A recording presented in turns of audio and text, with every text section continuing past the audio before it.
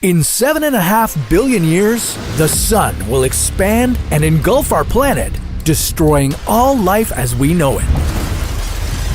Of course, a mass extinction on Earth could happen much sooner than that. It might even be our fault. Sooner or later, humans might have to leave Earth to find a new home.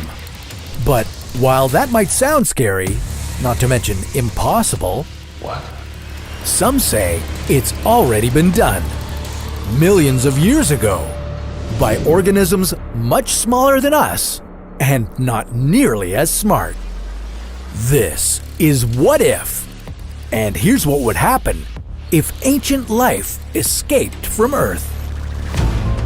Imagine that millions of years ago, a comet sailed through the outer atmosphere of Earth.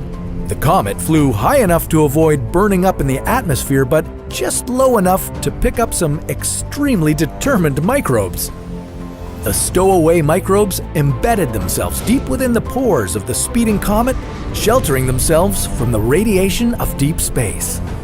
Eons later, the comet crashed into a planet in another solar system, and the surviving microbes began to grow in their new home. According to two astrophysicists at Harvard University, this might actually have happened.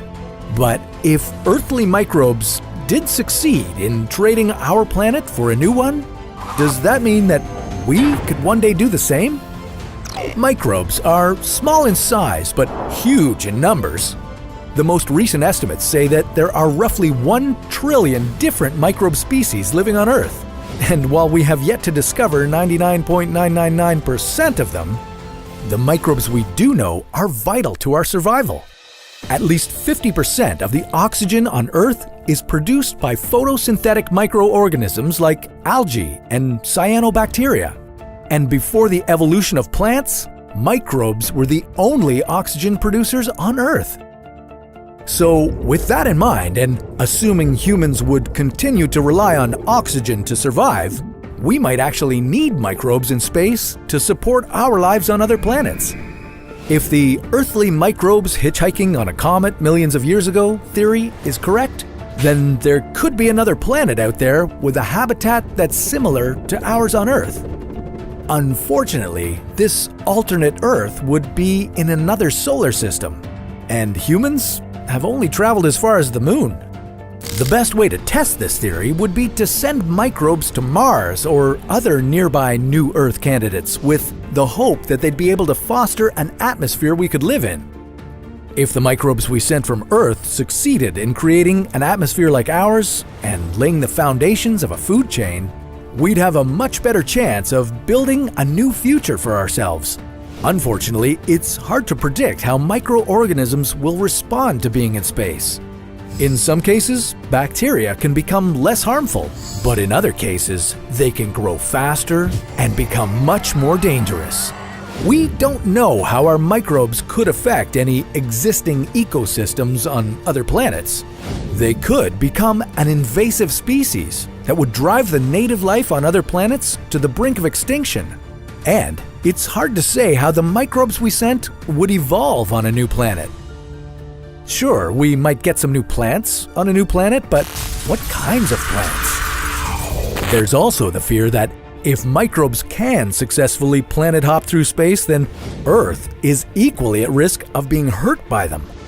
If alien microbes infected Earth, it could lead to the development of new diseases that we couldn't cure.